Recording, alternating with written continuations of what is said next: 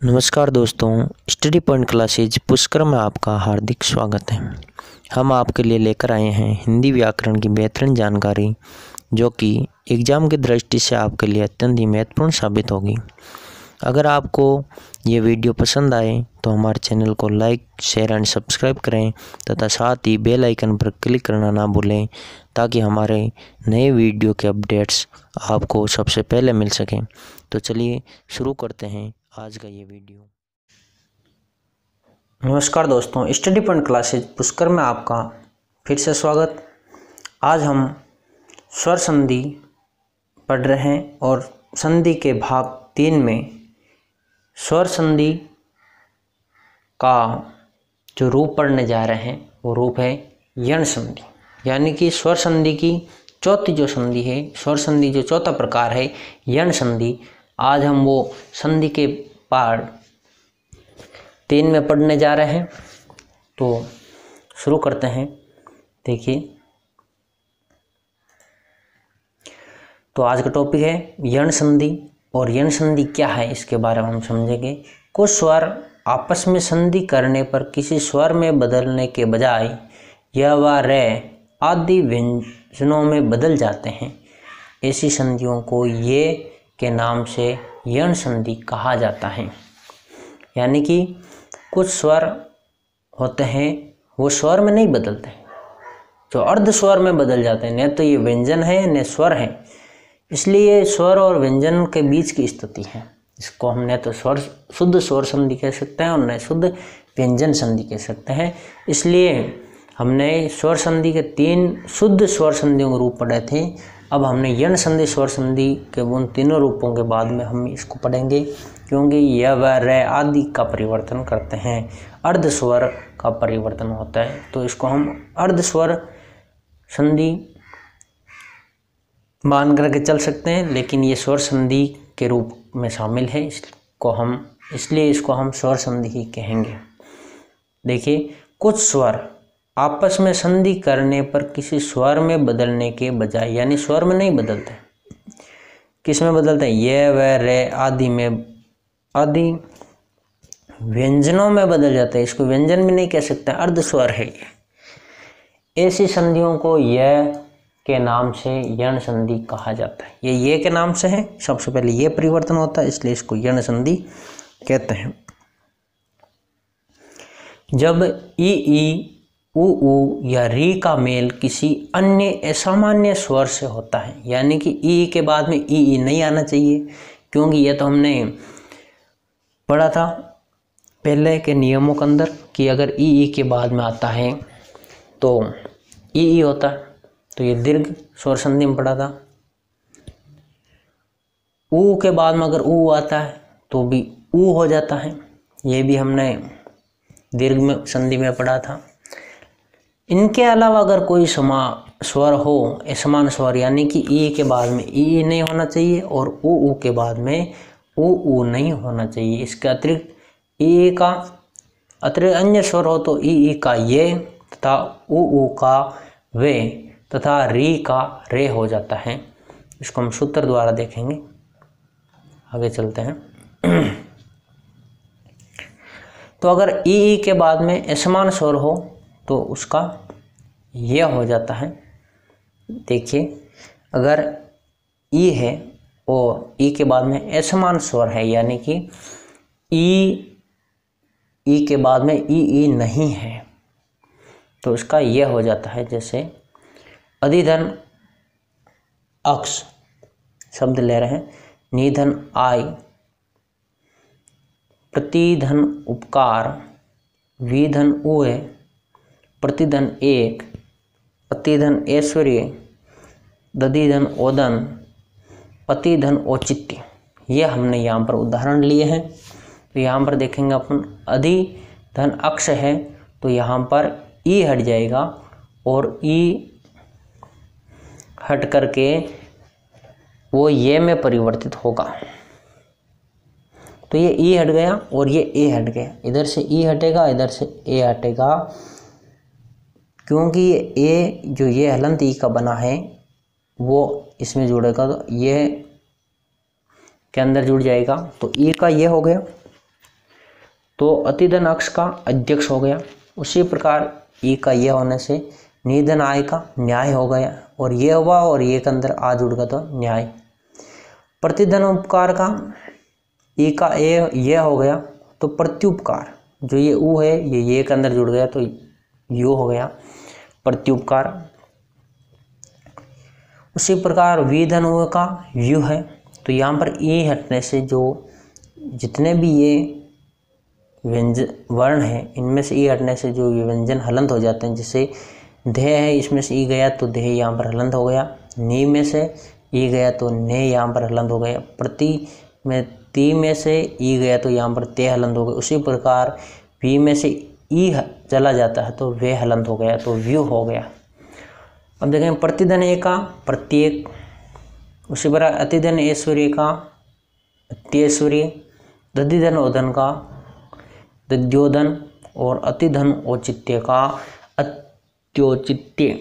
तो यहाँ पर हम समझ रहे हैं कि जो अगर ई के बाद में ई का अतिरिक्त कोई भी स्वर हो तो उस ई का क्या हो जाता है, ये किसका होगा, ई छोटा हो चाहे बड़ा हो उसका ये हो जाता है और वो ई हट जाता है। जैसे अधिक अंदर ई है तो ई का ये हो गया तो धे वो आधा हलंत बच गया, तो मात्रा चली गई इसकी, तो ये धे आधे रह गया। उसी पर हम देखेंगे तो जितने भी यहाँ पर शब्द हैं तो ये के सामने वो आधे अधूरे हैं। देखिए ये के सामने ते आधा है, ये के सामने धे आधा है, यहाँ पर भी ये के सामने ते आधा है, इसमें भी ये के सामने ते आधा, ये के सामने वे आधा है, और ये के सामने ते आधा है, यहाँ पर ये के सामने ने आधा और ये के सामने धे आधा। तो इसकी पहचान हम ये देख सकते हैं कि ये के सामने अगर आधा अक्षर हो तो ये नियम वाली संधि होती है कि ई के बाद में समान स्वर हो तो वो ये हो जाता है, तो इसको यण संधि कहेंगे। आगे देखेंगे इसको, अगर ई के बड़ा ई है और उसके बाद में कोई ई नहीं है, ई के अलावा कोई अन्य स्वर है तो उसका भी यह हो जाता है। जैसे नदी धन अर्चना, देवी धन आगमन, स्त्री धन उचित, देवी धन उदय, देवी धन ऐश्वर्य, सखी धन ऐक्य, वाणी धन औचित्य, ये हमने यहाँ पर उदाहरण लिए हैं। इसमें देखिए नदी धन अर्चना का नद्य अर्चना दे हलंत रह गया और एक ई का यह हो गया नर्दय अर्चना हो गया। देवी धन आगमन का देव्यागमन, स्त्री धन उचित का स्त्री उचित, ई का यह हो गया और ऊ जुड़ गया इसमें। देवी धन उदय का देव्युदय, देवी धन ऐश्वर्य का देवेश्वर्य, सखी धन ऐक्य का सख्यक्य, और वाणी धन औचित्य का वाणियोचित्य। तो यहाँ पर हम देख रहे हैं ई और ई के बाद में अगर कोई अन्य स्वर आ रहा है ई और ई के अलावा तो ई और ई दोनों ही ये में परिवर्तित हो रहे हैं, और जिस वर्ण के अंदर ई की मात्रा लगी हुई है वो हलंत हो रहा है। तो ये के सामने अगर कोई आधा अक्षर है तो हम इसको यण संधि कहेंगे। अगला देखेंगे नियम, अगला नियम है अगर ऊ और ऊ के बाद में ऊ और ऊ के अलावा अन्य कोई भी स्वर हो तो ऊ और ऊ वे में बदल जाता है। जैसे ऊ के बाद में कोई भी असमान स्वर है तो उसका वे हो जाएगा। जैसे तनुधन अंगी, गुरुधन आज्ञा, अनुधन इति, वधुधन इच्छा, अनुधन इक्षण, अनुधन ऐषण, लघुधन औष्ट और साधुधन औदार्य। ये हमने यहाँ पर उदाहरण लिए हैं। इनमें देखेंगे ऊ हट करके उसका वे हो जाएगा और जिस वर्ण के अंदर ऊ लगा हुआ है वो वर्ण हलंत हो जाएगा। इस तनुधन अंगी का तनवंगी हो गया, तनवंगी। गुरुधन आज्ञा का गुरुवाज्ञा, अनुधन इति का अन्विति, वधुधन इच्छा का वधविच्छा, अनुधन इक्षण का अन्वीक्षण, अनुधन ऐषण का अन्वेषण, लघुधन ओष्ठ का लघुओष्ठ, साधुधन औदार्य का साधुऔदार्य। तो ये शब्द यहाँ पर हो रहे हैं। तनुधन अंगी का तनुअंगी हुआ है, तो यहाँ पर जो ने है वो ने हलंत हो गया है। गुरुधन आज्ञा का गुरुआज्ञा, जो रे यहाँ पर ऊ के अंदर जो रे है रे हलंत हो गया, इसलिए ऊपर चला गया और ऊ का वे हो गया और ये आ के मात्रा लगने से वाह, इसलिए गुरुआज्ञा। तो इस तरह से हम देख सकते हैं यहाँ पर वे के सामने सभी जितने भी वर्ण हैं वो हलंत युक्त हैं, यानी उसके अंदर ई की मात्रा हट गई है क्योंकि ई का वे हो गया है।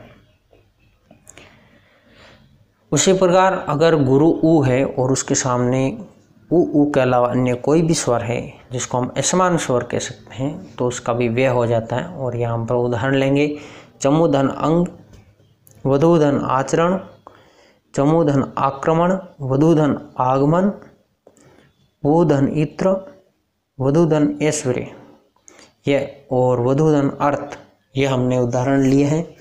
यहाँ पर हम देखेंगे कि चमूधन अंग का चमवंग, वधूधन आचरण का वधवाचरण, चमूधन आक्रमण का चम्वाक्रमण, वधूधन आगमन का वधवागमन, पुत्रधन इत्र का पवित्र, पुधन इत्र का पवित्र, वधूधन ऐश्वर्य का वधवेश्वरी और वधूधन अर्थ का वधवार्थ। तो यहाँ हम देख रहे हैं तो ये ऊ है और ये ऊ ए के आने से ऊ वे में बदल गया और जो मैं है वो हलंत रह गई, इसी चमवंग हो गया और वे के अंदर एक ही मात्रा जुड़ गई है। उसी प्रकार वधु है, ऊ का वे हो गया इसलिए देह आधा बच गया और वे के अंदर आ की मात्रा जुड़ने से वधवाचरण हो गया।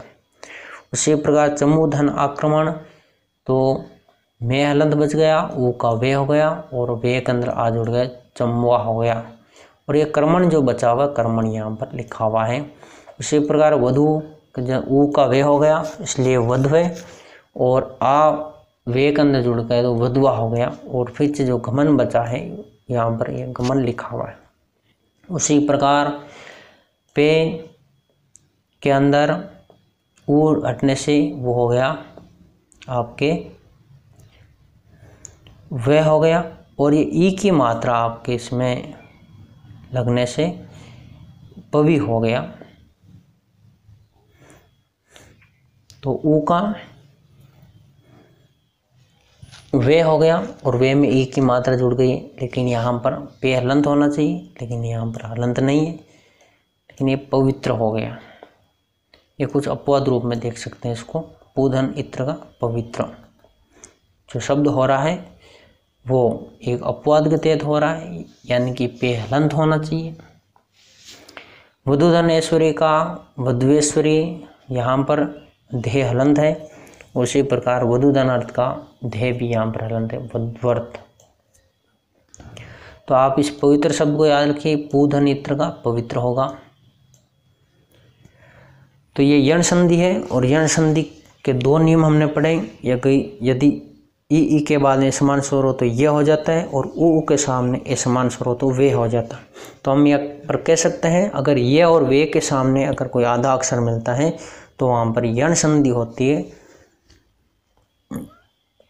तो इसका तीसरा नियम देखेंगे हम यण संधि का। इसमें लिखा है री अयावा है और री के बाद में अगर कोई असमान स्वर है तो री का रे में रूपांतरण हो जाता है। तो री धन ए आयावा तो रे हो जाएगा। असमान स्वर का मतलब यानी कि री के सामने री नहीं होना चाहिए, अन्य कोई भी स्वर हो सकता है। पितृधन अनुमति, पितृधन आज्ञा, मातृधन आनंद, पितृधन इच्छा,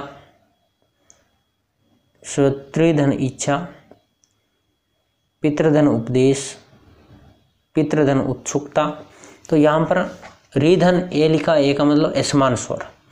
रीधन असमान स्वर हो तो उसका रे हो जाता है। जैसे पितृधन अनुमति में आपके शब्द होगा पितृ अनुमति, जो ते है और री का रे हो गया तो ते और रे मिलकर त्रे हो गया, पितृ हो गया। त्रे के अंदर ए जुड़ गया पितृ। नुमति बचा हुआ, नुमति यहाँ पर लिखा हुआ। पितृधन आ गया, वैसे ही पित्र आ गया। मातृधन आनंद, वैसे ही मात्रानंद। पितृधन इच्छा, पितृइच्छा। स्वत्रिधन इच्छा, स्वस्त्रीच्छा। पितृधन उपदेश, उसी प्रकार पितृपदेश। श्रोतृधन उत्सुकता, श्रोतोत्सुकता। तो यहाँ पर हम देख रहे हैं री का रे हो रहा है और यहाँ पर ते शब्द आया हुआ और ते और रे मिलकर त्रे हो रहा है। तो यहाँ सभी के अंदर त्रे आया हुआ है। त्रे के अंदर जो ये ए, आ, ई और ऊ है, इनकी मात्राएं मिल रही हैं।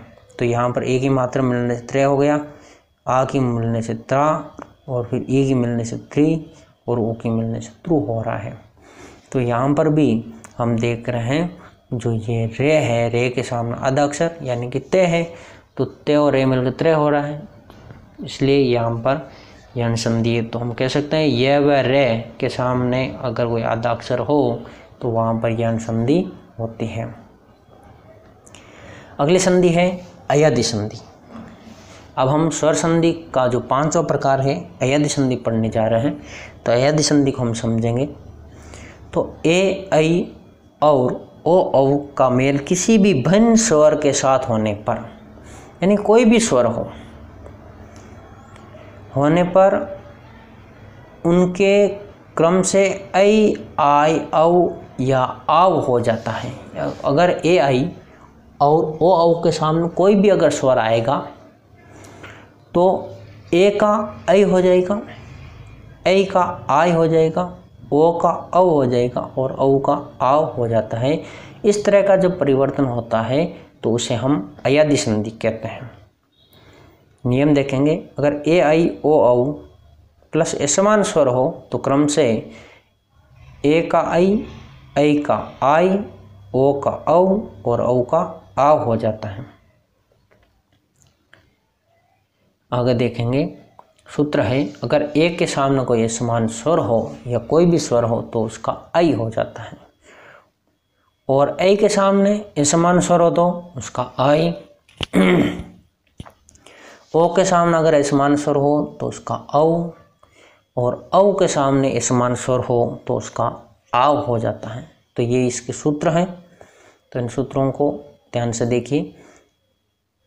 ए के सामने असमान स्वर या कोई भी स्वर हो सकता है तो उसका ऐ के सामने कोई भी स्वर हो तो आई, और ओ के सामने कोई भी स्वर हो तो औ, और औ के सामने कोई भी स्वर हो तो आव हो जाता है।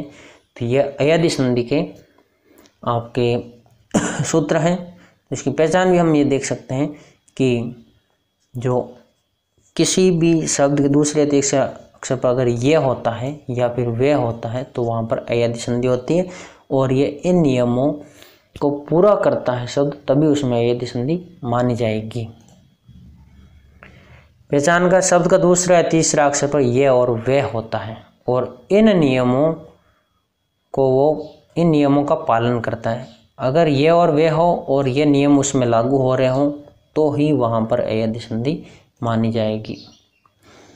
अयधि संधि में शब्दांशों में संधि होती है, शब्दों में नहीं। अयधि जो संधि है उसके जो शब्दांश है, शब्दांशों में संधि होती है। सबसे पहले हमने ये पढ़ा था शब्दांशों में संधि, शब्द या शब्दांशों में, तो मैंने उस समय बताया था शब्द, लेकिन शब्दांश नहीं बताए थे। शब्दांश यही है जो शब्द का अंश है, जैसे ने, यह, वह, कोई भी वर्ण हो सकता है, वो शब्दांश है, शब्दों में नहीं। अतः इस संधि के नियमों का प्रयोग केवल मूल धातुओं से नए शब्द बनाने में होता है। शब्दांशों में होती है, जिसको मूल धातुएं भी कह सकते हैं। तो मूल धातुओं से नए शब्द बनाने का प्रयोग केवल अयधि संधि में होता है। तो जहाँ पर मूल धातुओं से पूछा जा सकता है कि मूल धातुओं से नए शब्द बनाने की जो प्रक्रिया है वो कौन से संधि में होती है, वो अयधि संधि में होती है। तो ये याद रखना। आगे देखेंगे, यदि ए है और ए के बाद में असमान स्वर है तो उसका ऐ हो जाता है, और अगर ऐ है, ऐ के सामने कोई असमान स्वर है या कोई भी स्वर है तो उसका आय हो जाता है। तो इसको हम उदाहरण द्वारा समझेंगे। अगर चे धन अन है, अगला है ने धन अन, उसके बाद में से धन अन, उसके बाद है संचय धन ए, जे धन ए, विजय धन ए, विजय धन इनी, विजय धन ई, ये शब्द उदाहरण लिए हमने, तो यहाँ पर देखिए शब्दांश चे, चे धन अन का चयन हो गया, ए हट गया और ऐ हो गया, तो चे में ए की मात्रा जुड़ गई और ये बच गया और नीचे पीछे जो ने है और ये ने रह गया, तो चयन। ने धन अन का नयन, से धन अन का शयन, संचय धन ए का संचय। देखिए यहाँ पर संचय धन ए का संचय हो रहा है, जो ए है वो ए हट रहा है और ऐ हो रहा है, तो चे के अंदर ए की मात्रा जुड़ गई और ये हलंत है उसमें ए लग गया, तो चय हो गया संचय। जय धन ए का जय, विजय धन ए का विजय, विजय धन इनी तो विजयिनी। तो देखिए ए का ऐ हो गया, तो ए जे के अंदर ए जोड़ जे और ये जो हलंत है उसमें ई की मात्रा जुड़ने से विजयिनी हो गया। विजय धन ई का विजयी, ये के अंदर ई की मात्रा जुड़ी तो ये का ये हो गया है। उसी प्रकार ऐ के बाद ऐ समान स्वर हो, तो यहाँ पर उदाहरण देखेंगे, जैसे गई धन अक, दे धन अक, पे धन अक, विधेय धन अक, विनय धन अक, घे धन इका, दे धन इनी, ने धन इका, ये शब्द हमने लिए हैं। तो घे धन अक का गायक, ए का आय हो गया, तो यहाँ पर गे का घा हो गया, ये के अंदर ए जुड़ा तो ये हो गया और के जैसे गायक। दे धन अक का दायक, पे धन अक का पायक, विधेय धन अक का विधेय विधायक, विनय धन अक का विनायक, घे धन इका का गायिका, दे धन इनी का दायनी, नए धन इका का नायिका। तो यहाँ पर हम देख रहे हैं, तो ये ऐ है, ऐ का आय हो रहा है, तो गे हलंत बचा तो आ जुड़ा तो गा हो गया और ये बीच में आ गया और ये हलन था उसमें एक ही मात्रा जुड़ी तो ये पूरा हो गया और ये पीछे जो के यहाँ पर हम रख दिया इसलिए गाय हो गया। उसी प्रकार शब्द ये बने हुए, तेजना का दायिक बना है, पेदना का पायक बना है, विधेयना का विधायक बना है, क्योंकि यहाँ पर आय हो रहा तो विधेय ए की मात्रा हटकर यहाँ पर आ जुड़ रही है और ये के अंदर ए जुड़ रहा तो विधेय। उसी प्रकार यहाँ पर देखिए घे धन इका का गायिका हो रहा, घे का गा हो रहा और ये के अंदर ए की मात्रा जुड़ने पर ये हो गया और का, इसलिए यहाँ पर गायिका बना। और इसी हिसाब से यहाँ पर दायनी बना हुआ और इसी से यहाँ पर नायिका बना एक की मात्रा जोड़ने से। तो अगले नियम देखेंगे। देखिए अगर ओ है और ओ के बाद में अगर कोई असमान स्वर आया हुआ है तो उसका अव हो जाता है, और अव है और अव के बाद में कोई असमान स्वर है तो उसका आव हो जाता है। उदाहरण देखेंगे, पो धन अन, भो धन अन, शो धन अन, विभो धन ए, दो हो धन हन, भो धन इसे, पो धन इत्र, घो धन ऐष्ण, ये शब्द हमने लिए हैं। तो यहाँ पर देखिए पो धन अन तो क्या हो जाएगा पवन, क्योंकि पो ओ हट जाएगा और इसका अव हो रहा है तो पे के अंदर ए की मात्रा जुड़ेगी, वे के अंदर ए की मात्रा ये जुड़ेगी तो वे पूरा हो गया, तो प व हो गया और ये जो ने है तो यहाँ पर ने रह गए, तो इसलिए शब्द हो गया पवन। भोधन अन का उसी प्रकार भवन, शोधन ए का शव, शोधन ए का शव, क्योंकि से अव हो गया तो से शो की मात्रा हट करके इसमें ए की मात्रा जुड़ गई और वे के अंदर ए की मात्रा जुड़ने से शव हो गया, शोधन ए का शव। विबोधन ए का विभव, होधन हन का हवन, भोधन ईशे का भविष्य, पोधन इत्र का पवित्र और गोधन ऐष्णा का गवेषणा। तो यहाँ पर हम देख रहे हैं कि जो ओ है वो औ में बदल रहा है, तो ओ की मात्रा हटाकर हमने यहाँ पर औ रखा है, वे हलंत है इसलिए यहाँ पर जो भी स्वर होगा उसकी मात्रा वे के अंदर जुड़ेगी। जैसे पो है, पो के बाद में पे हलंत बचा हुआ है और इस हलंत के अंदर औ की मात्रा जुड़ने से ये पे पूरा हो गया, वे हलंत था, वे के अंदर ये ए की मात्रा जुड़ने से वे पूरा हो गया और पीछे ने बचा तो ये पवन। उसी प्रकार सब बने भवन, शव, विभव, हवन। और यहाँ पर जो ई की मात्रा है वो वे के अंदर जुड़ेगी, तो यहाँ पर भवी हो गया। भव में से ओ की मात्रा हटकर ए की मात्रा जुड़ी तो भय, और वे के अंदर ई की मात्रा जुड़ी तो भवी, और जो शे पीछे बचा हुआ तो यहाँ पर ये से भविष्य। उसी प्रकार से पवित्र और गवेषणा शब्दों का निर्माण हुआ है। आगे देखेंगे, प्रस्तोधन ए, धोधन अन, भोधन अन, श्रोधन अक, द्रोधन इका और नौधन इका, भौधन ई और भौधन उक। यहाँ पर हमने शब्द लिए हैं। प्रस्तो तो अब की बार आव होगा, तो यहाँ पर जिसमें से मात्रा हटेगी वहाँ पर आ की मात्रा जुड़ेगी, और जो वे है वे के अगला जो शब्द है उसमें जो मात्रा होगी उसमें वे की मात्रा जुड़ेगी। तो यहाँ पर प्रस्तुधन ए का प्रस्ताव हो गया, जैसे ये प्रस्ताव।